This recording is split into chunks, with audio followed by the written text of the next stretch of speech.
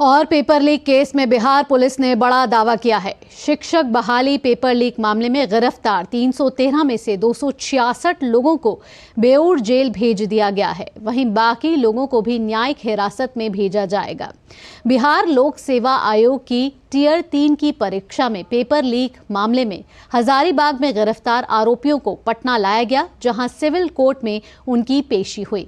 Patna civil court के अधिवक्ता ऋषिकेश नारायण सिन्हा ने बताया कि पेपर लीक से जुड़े मामले में लगभग 300 लोगों को एमपी एमएलए कोर्ट में पेशी के लिए लाया गया है। तो शिक्षक बहाली पेपर लीक मामले में बिहार पुलिस ने बड़ा दावा किया है और कई लोगों की इसमें गिरफ्तार ही हुई है और इनको बेऊर जेल अब भेज दिया गया है। पकड़े गए आरोपियों को अब जो है उनसे आगे पूछताछ होगी। और हमारे संवाददाता भी ज्यादा जानकारी के साथ हमारे साथ जुड़ चुके हैं। सलमान हैदर पटना से जुड़ चुके हैं। सलमान, नई ताज़ा अपडेट अब इसमें क्या है और आगे जब बिहार पुलिस ने इतना बड़ा दावा किया है और इतने लोगों की अब गिरफ्तारी हुई है, पहले तो ये बताइए कि ये लोग कौन हैं? देखिए, ये सॉल्वर गैंग एक काम कर रहा था और जिसका जो प्रोफेशनली काम करता है हजारीबाग जो झारखंड में है, वहाँ पर 5 बैंक्वेट हॉल्स में बाकायदा ये सारे लोग पेपर सॉल्व कर रहे थे। पेपर लीक से आगे का ये मामला और गंभीर इसलिए है कि अगर प्रोफेशनल गैंग इसमें लग जाएगा तो फिर किसी मेधावी छात्र को मौका ही नहीं मिलेगा कभी, और पैसे के बल पर कोई भी नियुक्त हो जाएगा, उसकी योग्यता हो नहीं हो। तो ये सारा मामला था। हजारीबाग में 300 से ज्यादा लोग पकड़े गए थे, जैसा आपने बताया नंबर अभी 313 लोग पकड़े गए थे और उनको हजारीबाग से पटना लाया गया है। और रात में सिविल कोर्ट में काफी देर रात तक इनके मामले की सुनवाई होती रही, इनकी पेशी हुई मजिस्ट्रेट के सामने। और फिर वहां से जैसा कि आपने बताया 266 लोगों को बेऊर जेल भेजा गया है। बाकी का मामला अभी चल रहा है और इन्हें भी जल्दी ही न्यायिक हिरासत में लेकर के जेल भेजा जाएगा और फिर पुलिस आगे की कार्रवाई और न्यायालय अपनी आगे की कार्रवाई करेगा। एक तरह से देखा जाए तो परीक्षाओं में पेपर लीक होने का मामला बहुत ही ज्यादा जोर पकड़ता जा रहा है। हर जगह ही जहां भी प्रतियोगी परीक्षाएं हो रही हैं जी, एक तरफ तो मेधावी छात्र जो हैं वो बड़ी मुश्किल से सालों की मेहनत पर अपनी तैयारी करते हैं और जब अंत में उन्हें पता चलता है कि पेपर लीक हो गया है तो ये बड़ा मुश्किल हो जाता है फिर ऐसे लोगों के लिए कि पढ़ाई के दम पर जो अपनी प्रतिभा के बल पर आगे आना चाहते हैं और सरकारी नौकरियों की जिनमें चाहत है या उनके सपने धराशायी हो जाते हैं। तो सरकार ने भी और पुलिस ने भी इस मामले में त्वरित कार्रवाई की है कि जैसे ही पता चला सारे लोगों को गिरफ्तार करके पटना लाया गया और फिर पेशी हुई उनकी, जिसमें से 266 लोगों को अभी जेल भेजा गया है। बाकी को जेल भेजने की तैयारी अभी चल रही है। जी सलमान, कहा जाए तो 266 एक बड़ा नंबर है। कब होना था ये पेपर और कब इन्हें गिरफ्तार किया गया है? देखिए, पिछले शनिवार को ये पेपर हुआ। जो भर्ती की प्रक्रिया बिहार में चल रही थी उसमें ये तीसरे फेज का एग्जाम था, जिसको कहते हैं टीचर्स रिक्रूटमेंट एग्जाम।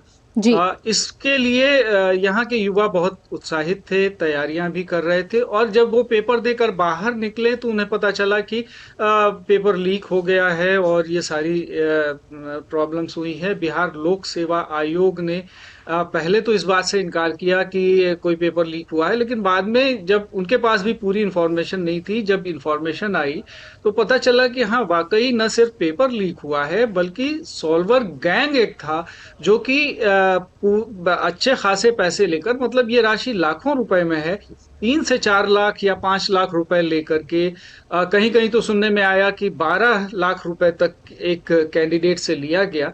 हालांकि अगर देखा जाए तो टीचर्स की तनख्वाह इतनी नहीं होती है कि उतना पैसा दे सकें, लेकिन सरकारी नौकरी के लालच में कुछ लोगों ने, उनमें से जो धनबल जिनके पास था, उन्होंने वो पेपर्स खरीदे। न सिर्फ पेपर्स खरीदे बल्कि एक्सपर्ट्स को बिठा करके उस सारे पेपर्स को सॉल्व कराया गया और व्हाट्सएप या दूसरे सोशल मीडिया के माध्यम से उसका वितरण हुआ। और जब तक परीक्षा समाप्त होती तब तक ये पता लग चुका था कि पेपर लीक हुआ है।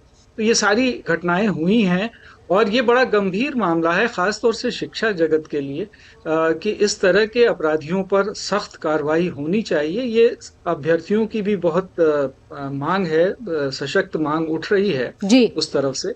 और सलमान, साथ ही 13 मार्च को जब ईओयू यानी कि आर्थिक अपराध इकोनॉमिक इकाई जो है, ऑफिसर्स विंग, उन्होंने जी एक बड़ा और त्वरित कार्रवाई करते हुए 13 मार्च को उनको गड़बड़ियों का पता चल चुका था और 15 मार्च को जब ये पेपर होना था, साथ ही साथ जो है 266 लोग अब बेऊर जेल भेज दिए गए हैं।